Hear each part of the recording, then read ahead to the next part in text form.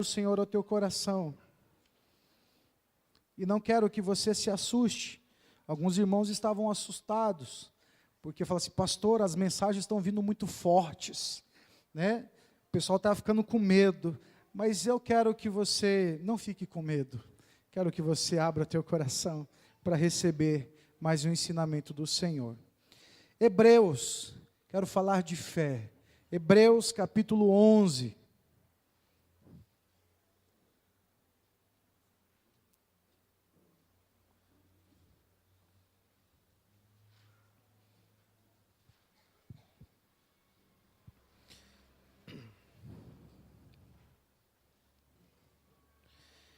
Hebreus, capítulo 11. Glória a Deus. Quero ler com vocês só um versículo. E este versículo diz assim, é 1. Ora, a fé é a certeza das coisas que se esperam e a prova das coisas que não se veem. Vou ler de novo. Ora, a fé é a certeza das coisas que se esperam e a prova das coisas que não se veem. Pai, fala conosco, ministra a tua palavra, o teu recado santo e bendito, e traga, Senhor Jesus, aos nossos corações mais um ensinamento da tua palavra. Eu oro no nome de Jesus. Amém e amém. Glória a Deus. Você pode se assentar, irmãos. Essas últimas 2 semanas, nós estamos pregando sobre Hebreus. E como eu falei para vocês, Hebreus foi escrito com um propósito. E o propósito era encorajar os irmãos judeus que moravam em Jerusalém. Eles estavam perdendo a sua fé, eles estavam desencorajados devido à perseguição religiosa, devido ao deboche. Quantos de vocês já não passaram por uma gozação, um deboche, devido à tua fé em Jesus?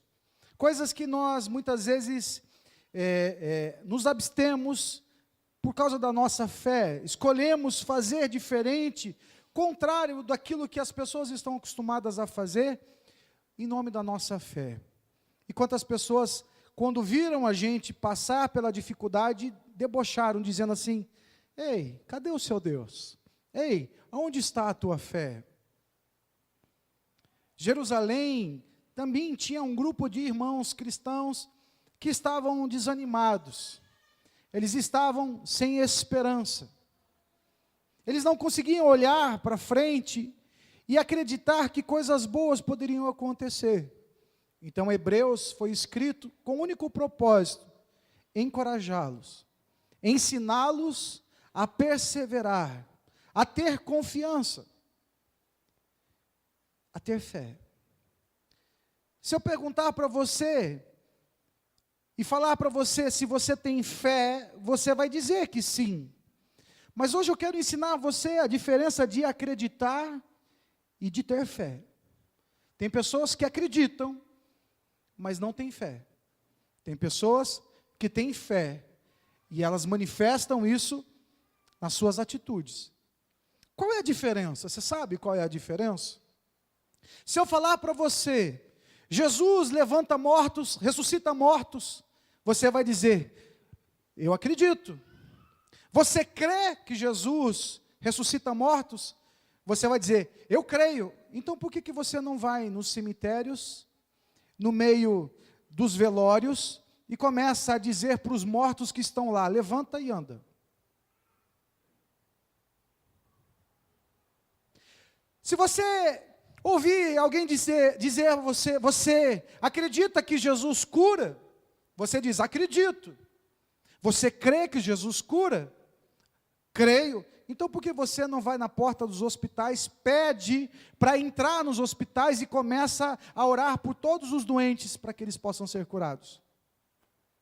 Uma coisa é acreditar, outra coisa é crer.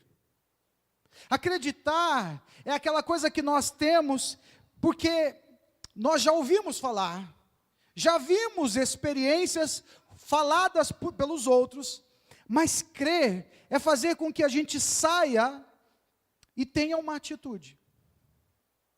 Crer é fazer com que eu e você saiamos da zona de conforto e assumamos a responsabilidade de colocar aquilo em prática. Essa é a grande diferença. Como eu falei ontem, eu e a pastora, nós fomos pregar num evento de mulheres, num lugar muito feio. Lá, finalzão de Ferraz de Vasconcelos. E nós só tínhamos algo para nos direcionar, que era o Waze.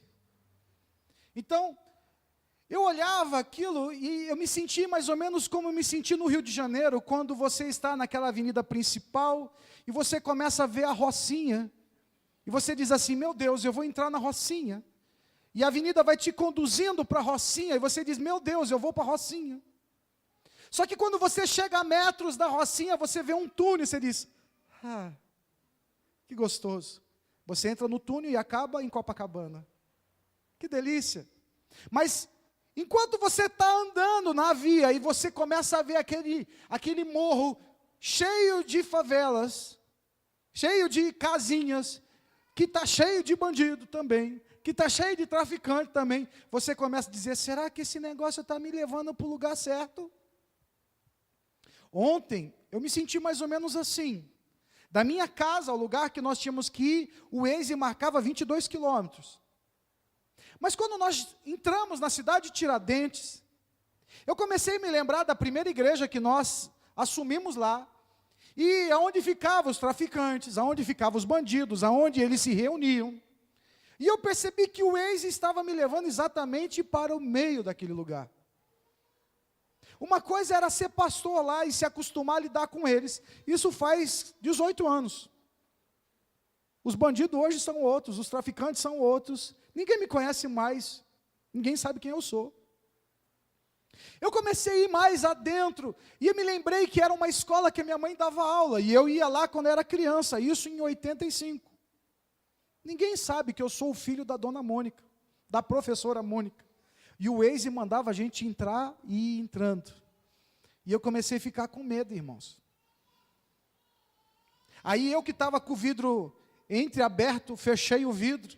Como o carro tem isso filme na frente, falei assim, pelo menos eles vão achar que eu sou da turma aqui, né? Sei lá, eles não sabem quem eu sou, eu também fico aqui guardadinho. Mas eu e a pastora falamos assim, meu Deus, se acabar o sinal, eu não sei voltar. Se a coisa acontecer aqui, eu não sei sair daqui. Mas o Waze dizia, vai mais para dentro. E aí a gente subiu num morro e começamos a descer, e eu comecei a ver que o Waze marcava assim, 6 quilômetros. E ele mostrava uma reta, e essa reta estava indo em direção a uma favela. E eu dizia assim, esse Waze vai me levar dentro da favela, eu não acredito.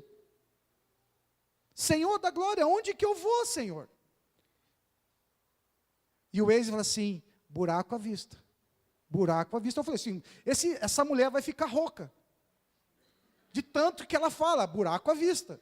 Buraco à vista. E a gente foi. Faltava 4 quilômetros e a gente entrando, de repente, bum, mato, uma estradinha tão pequenininha. Eu falei, Senhor da glória, me ajuda.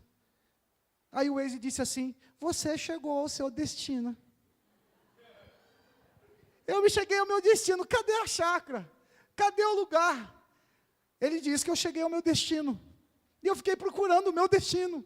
Eu falei, será que é a morte? O meu destino é ir para o céu hoje. Aí nós pegamos o recado da irmã, ligamos para ela, o celular dela não pegava, não tem sinal lá. Ai, qual é o meu destino, Senhor?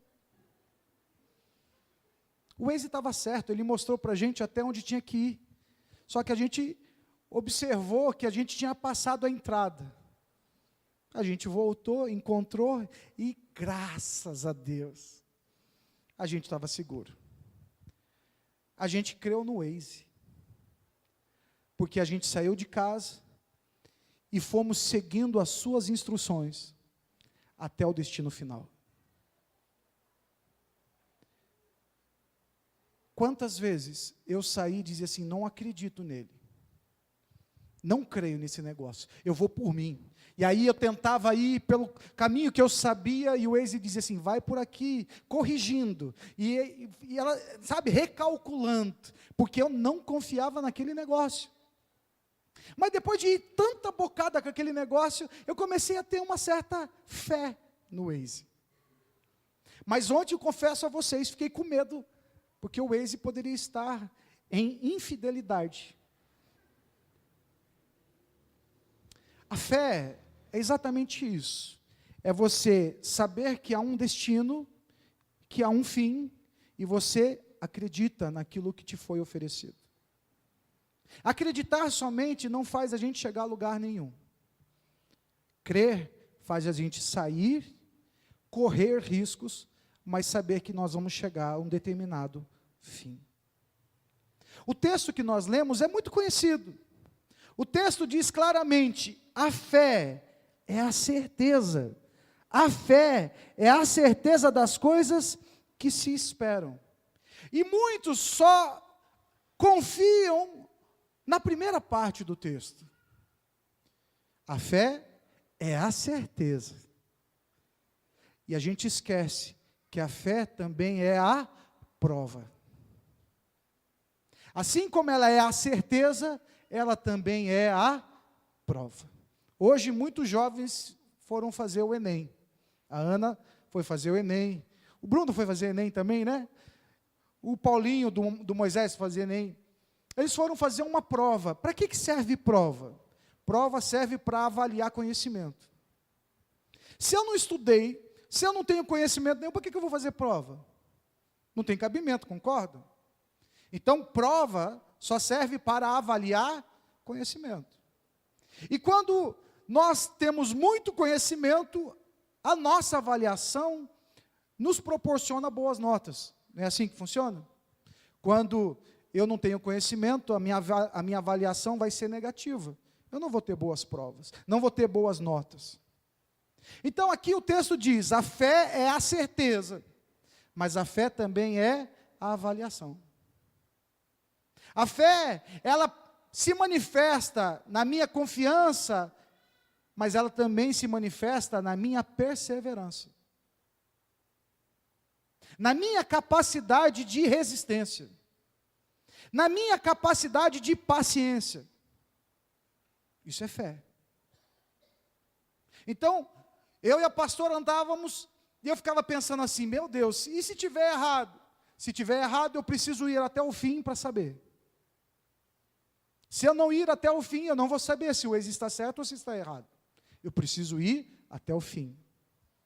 Fé. Quando o Senhor nos ensina algo, quando o Senhor nos mostra algo, e manifestamos a nossa fé, isso quer dizer que nós só vamos saber no final. Mas fé é você sair da zona de conforto e ir até o final. É se envolver no projeto, pagar o preço dele, e chegar no final e dizer, tudo que o Senhor falou é verdade. Tudo que Ele prometeu, Ele cumpriu. Está entendendo? Na quinta-feira aqui, nós colocamos uma imagem de pés de uma bailarina. Um com a sapatilha e meia e o outro sem sapatilha. Um estava bonito, belo, no outro mostrava o preço do sucesso daquela dança. Muitas pessoas hoje dizem ter fé, mas na verdade não querem pagar o preço. Muitas pessoas estão dizendo que confiam no Senhor, mas na verdade não querem pagar preço algum. E hoje o Senhor, de alguma forma, quer te ensinar, não para te constrangir, mas para te informar o que é fé. Porque a palavra do Senhor diz que a fé vem por ouvir a palavra. Isso quer dizer o quê? Que se alguma coisa ruim está acontecendo na minha vida, eu preciso da palavra de Deus para perseverar diante do projeto que eu estabeleci diante do Senhor. Do contrário, mentalmente, meditação não vai me ajudar. Ah, preciso meditar.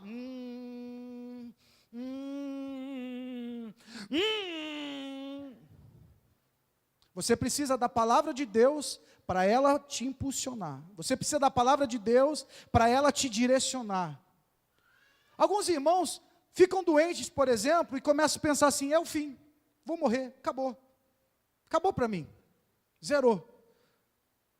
Aí você fala assim: por que ele pensa assim? Porque ele pensa que fulano morreu por causa daquela enfermidade, não é verdade?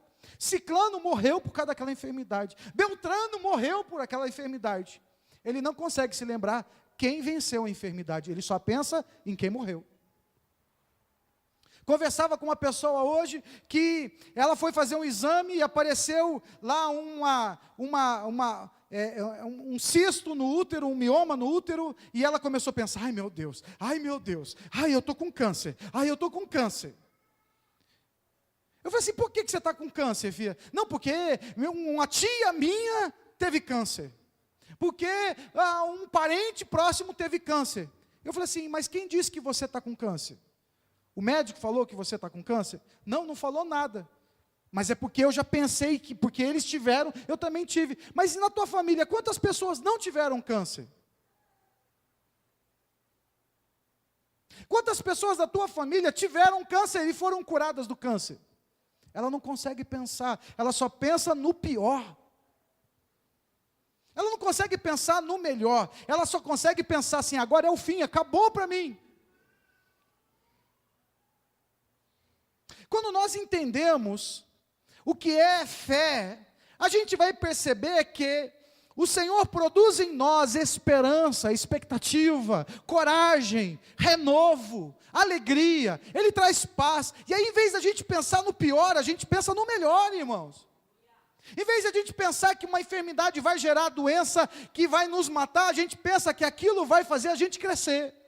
A gente começa a olhar e dizer assim: olha, eu vou fazer o tratamento, eu vou fazer o que tiver que fazer, e Deus vai me abençoar. Aquilo produz em você uma reação, não uma estagnação. Aquilo não te faz se prostrar diante do problema, te faz levantar. Você vê um filho doente, em vez de dizer assim: ai meu Deus, meu filho vai morrer, você vai dizer assim: é mais uma experiência na minha vida para a glória de Deus. É diferente, mas isso só tenho quando eu me alimento da palavra de Deus. Se você estiver com um problema e precisa de fé, não adianta você colocar teu pezinho na areia e dizer assim: ai, é terapia, fica raspando o pezinho na areia do mar. Não é terapia, irmão. Terapia é você sair da zona de conforto. Terapia é você saber que você está fazendo algo por alguma coisa. Por isso, quando nós lemos o capítulo 11, a gente começa a perceber que ele diz assim: olha, pela fé, Abel ofereceu a Deus a mais excelente oferta. Aí você vai entender que pela fé, Abraão saiu da sua casa e foi por uma terra estranha. Pela fé, Noé, para a salvação da sua família, construiu uma arca. Pela fé, ele tinha uma certeza: eu vou fazer algo, e este algo vai me levar a algum lugar. A minha família pode ser condenada com todo mundo, mas eu vou dar 100 anos da minha vida para fazer um barco que vai salvar a minha família. E ele foi até o final, e aquilo aconteceu. Isso é fé.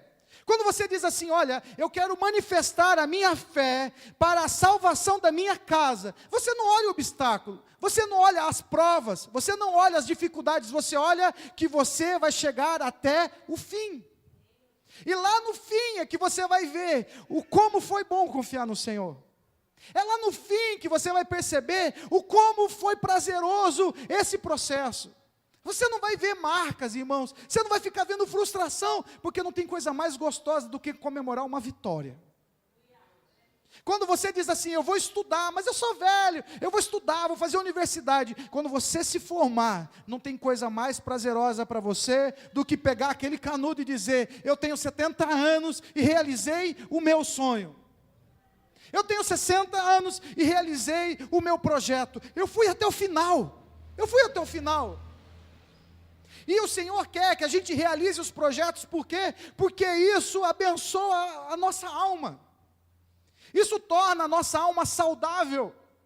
Ninguém que começa as coisas e que não termina as coisas é saudável. Todo mundo que começa projeto e para projeto não é saudável emocionalmente.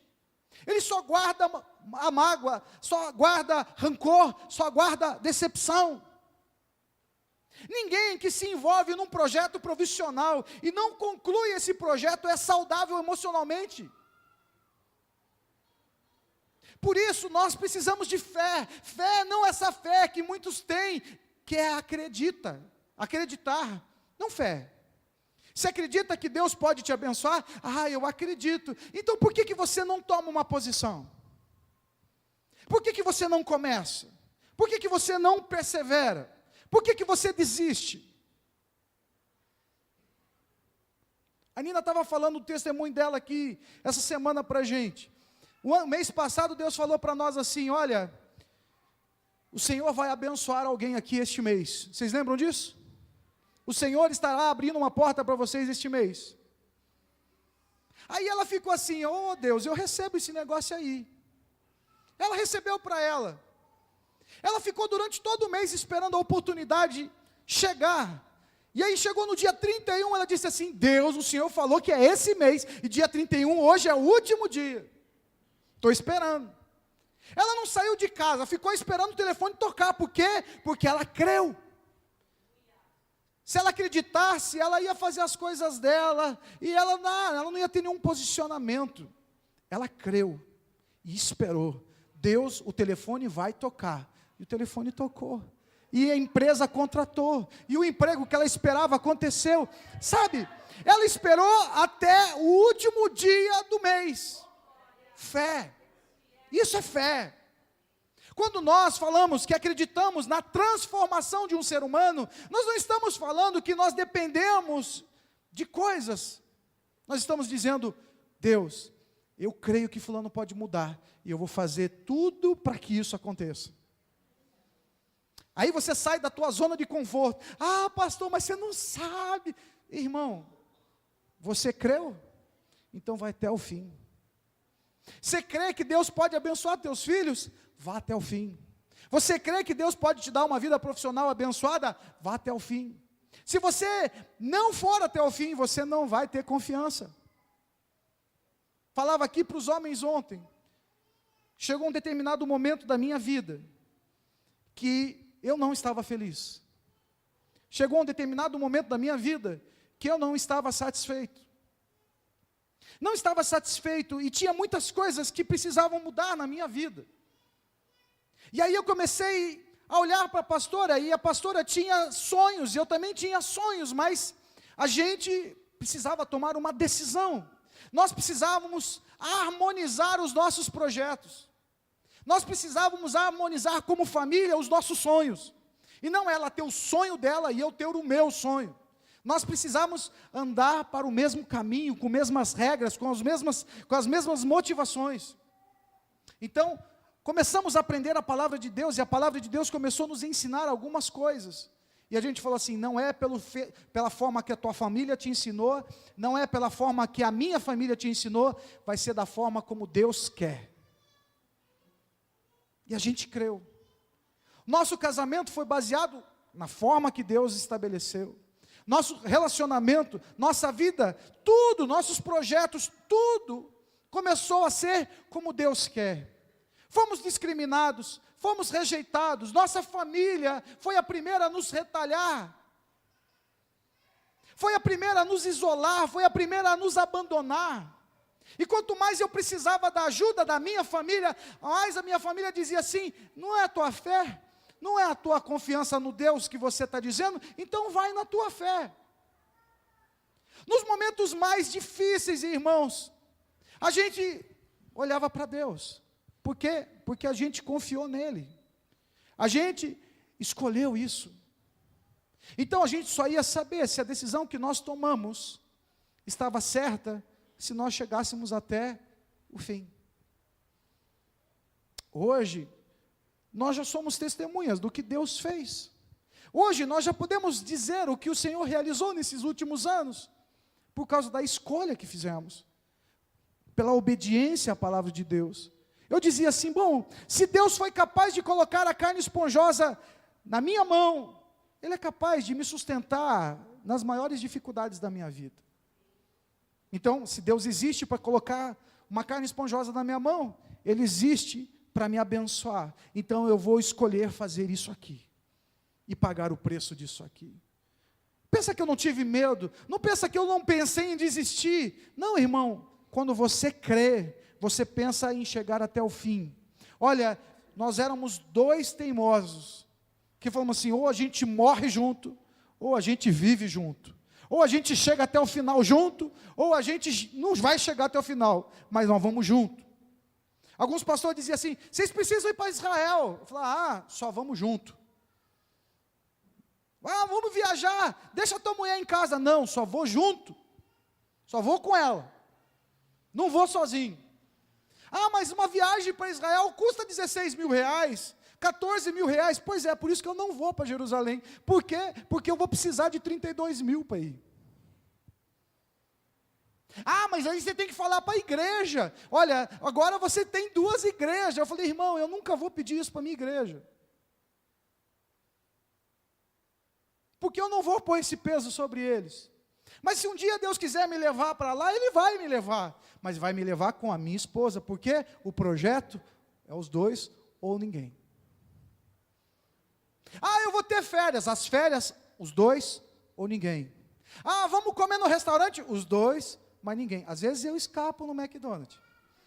Mas o projeto é os 2. Às vezes eu vou na padaria comprar pão e pego um tablito escondido. Vou comer no meio do caminho, mas quando chega em casa, ela vai e lasca o beijo e fala assim, comeu o tablito. Mas o projeto de vida nosso é os 2. Me lembro que a Ana dizia pequenininha para nós, pai, o senhor me ama mais que a mamãe. Eu dizia, não, eu amo mais a mamãe do que você. Ela, meu pai não me ama. Eu dizia assim, papai ama mais a mamãe. Depois papai ama a Ana. E por muitos anos ela pedia, pai, o senhor me ama mais do que a mamãe? Não, papai ama mais a mamãe do que você. Por quê? Porque o projeto somos nós. Nossa filha vai crescer como cresceu, um dia vai se casar, vai demorar em nome de Jesus, mas o projeto sou eu e ela. Então tem que ser bom para nós. Se servir a Deus vai ser bom para nós, servimos juntos. Se vamos fazer os projetos juntos, vamos fazer o tempo todo. Por quê, irmãos? Porque a palavra do Senhor me ensina que meu Deus é um Deus de aliança. O meu Deus é um Deus que Ele respalda compromisso. E aí muitos casais querem viver amigados, mas querem a bênção de Deus. Como viver amigado? Você não assume a tua aliança com a pessoa que está do teu lado, como que você quer que Deus assuma dele com você? Aí algumas pessoas dizem assim, mas é de Deus, não é de Deus. Irmão, aprenda uma coisa, nosso Deus é um Deus de aliança. E Ele respalda a aliança, e a aliança que nós fazemos. Então quando você diz assim, Deus, eu quero que o Senhor abençoe meu casamento, você está dizendo que você primeiro é o cara que está firmando aliança e compromisso. Se você não tem compromisso, por que Deus tem que ter? Por que Deus tem que ter o compromisso de abençoar teu casamento, se nem você tem o compromisso de assinar um papel? Mas a gente já vive assim mesmo, pastor. Deixa assim. Quem disse que Deus está aprovando? Assim como você não tem compromisso, Ele também não tem. Mas a partir do momento que você assina, você está dizendo, eu assumo um compromisso. Aí Deus gosta de aliança. Você está assumindo compromisso? Vai pagar o preço? Então eu pago com você. Eu abençoo você. É assim que funciona. Então, irmãos, muitos de nós estamos querendo que Deus nos abençoe, mas nós não manifestamos a nossa fé. Por quê? Porque não estamos dispostos a pagar o preço de uma decisão. Se um homem faz uma aliança com a sua esposa, ele vai entender que, olha, Deus disse que um homem deve amar a sua esposa como Cristo amou a igreja. Olha a responsabilidade. Ele tem que dar a vida por essa esposa. E se ele não fizer isso, as suas orações estão interrompidas diante de Deus. Olha o que está escrito. Então aí eu paro e fico meditando, Deus, olha, se eu não cuidar da pastora Márcia, se eu não amar, se eu não der a vida por ela, as minhas orações estão interrompidas. Poxa, a casa caiu para mim.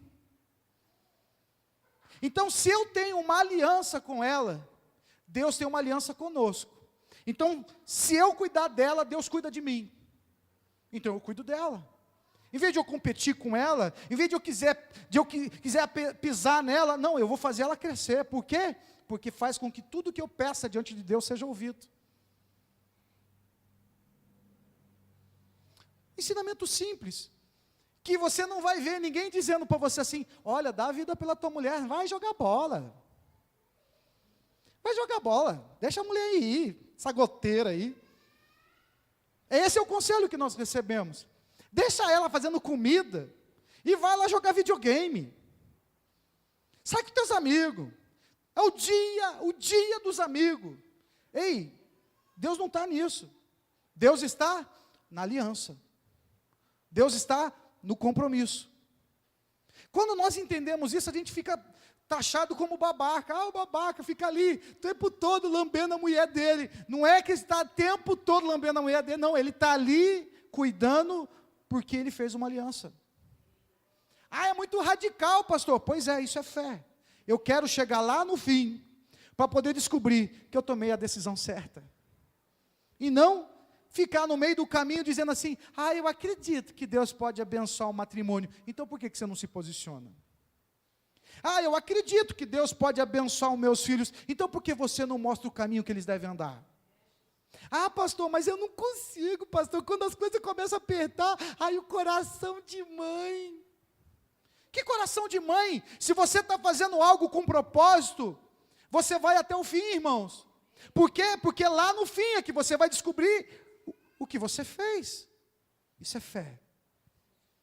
Quando você tem uma posição ética e digna diante da sociedade, essa tua posição vai fazer com que você colha frutos.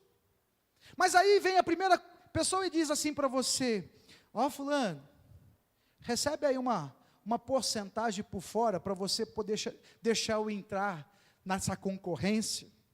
Você recebe, ninguém está vendo, mas você acabou de vender a tua fé. Porque você pode ser bem sucedido sem fazer maracutaia. Mas isso é fé, é tomar uma posição. Você fala assim, ah, eu tenho negócios, pastor, eu posso dizimar, eu posso ofertar, vou abençoar muito a igreja. Irmão, qual é o seu negócio? Eu sou bicheiro. Ah, eu sou traficante. Eu sou chefe de uma boca. Olha, eu sou produtor de cachaça. Aí você fala assim, mas Deus, olha, o Senhor sabe, o Senhor me conheceu antes. Não, irmão, você conheceu a Cristo, então agora aceita as condições. Aceita viver do jeito dele agora, não do teu jeito, isso é fé. Essas atitudes requerem de nós posicionamentos. E é aí que a gente vai mostrar se a gente confia. É aí que a gente vai mostrar de verdade se estamos dispostos a pagar o preço. Aí a gente fica vendo as pessoas assim, olha, se acredita que se der 1000 na igreja, Deus dá a bênção? Ah, acredito. Aí você vê um monte de cara fazendo um monte de sacrifício. Vendendo casa, vendendo carro, para dar um monte de coisa na igreja, para ganhar dinheiro, para ganhar as bênçãos. Ei, irmão, você não precisava disso. Você quer ser próspero? Faça o que o Senhor te ensina. Faça aquilo que o Senhor tem te ensinado. E pague o preço. Porque fé é a certeza, mas é a avaliação. É o preço. É aquilo que nós precisamos fazer, que nós muitas vezes não queremos fazer. Nós precisamos ter uma consciência clara de qual é o posicionamento que estamos tendo. É de acreditar ou é de fé? O texto diz assim no versículo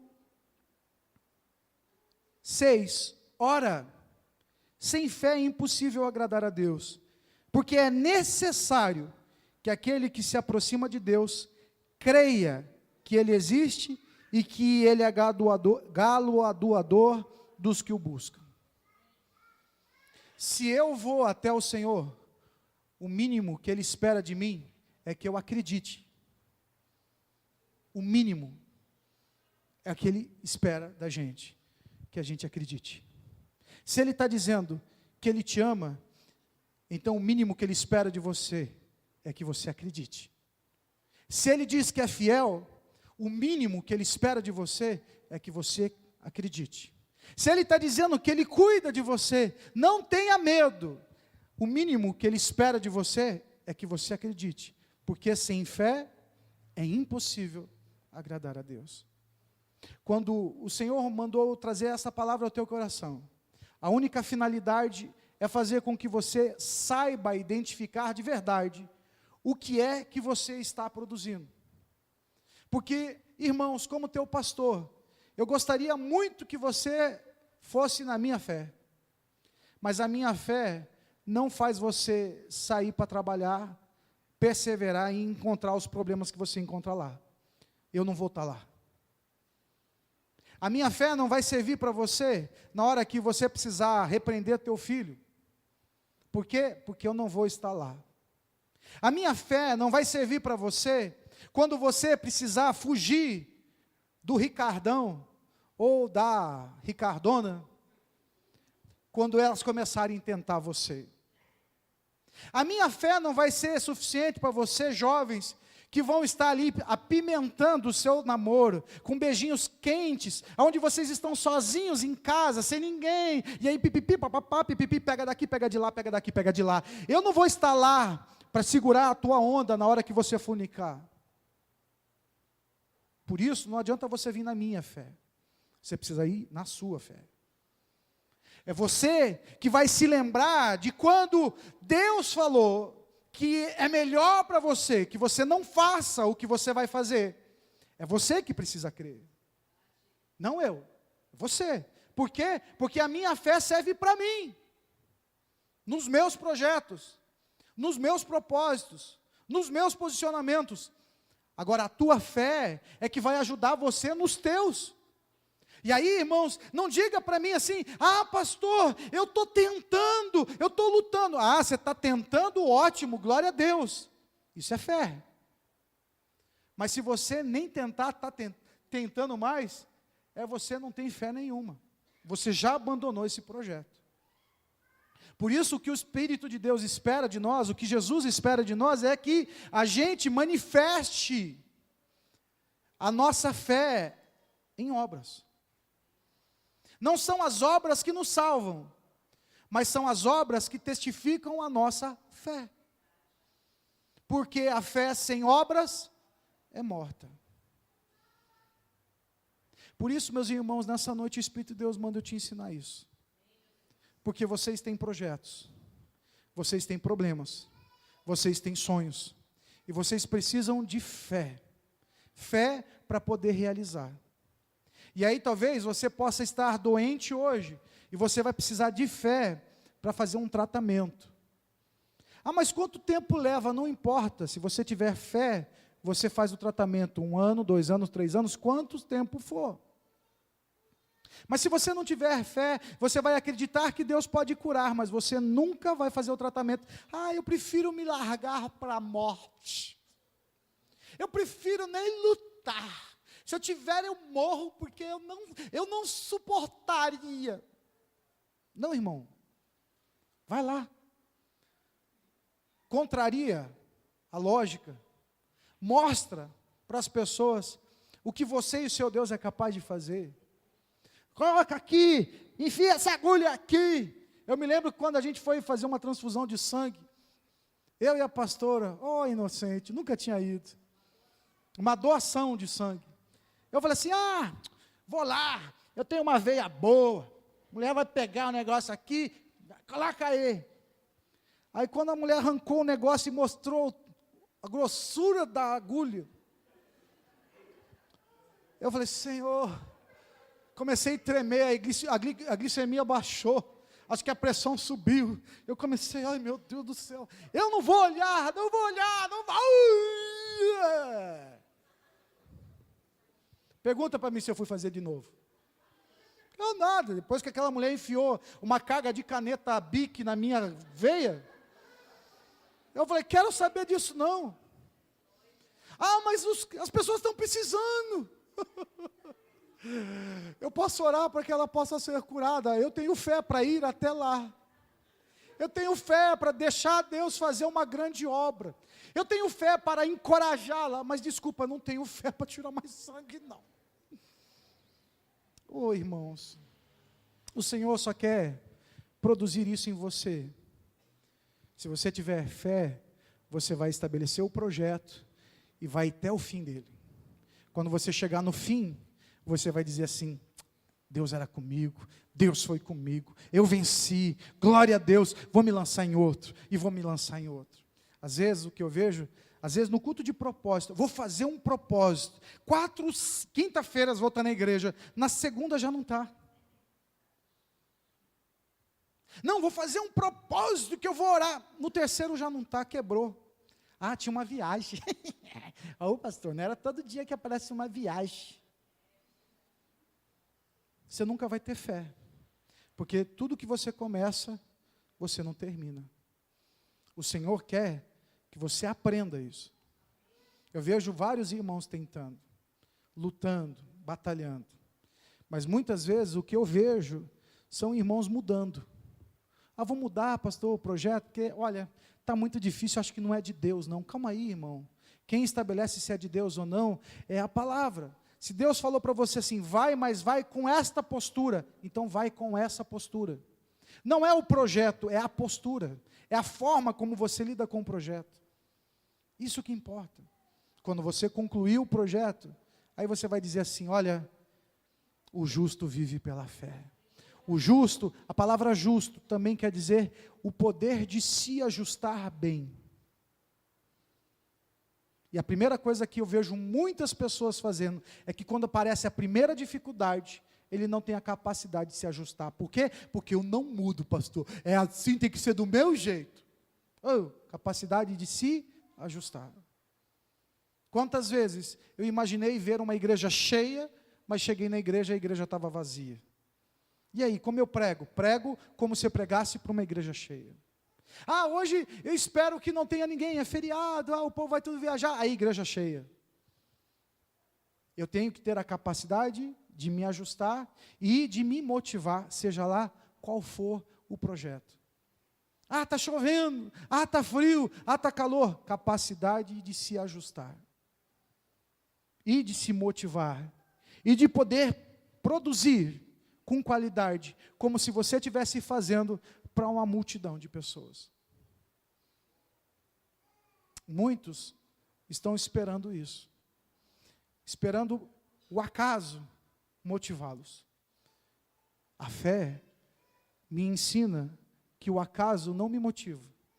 O projeto é que me motiva. O fim é que me motiva. E quando eu chego lá, eu digo assim, glória a Deus. Era de Deus. O Senhor me sustentou até aqui. Ebenézia, Ebenézia, Ebenézia. Amém? Palavra do Senhor para você.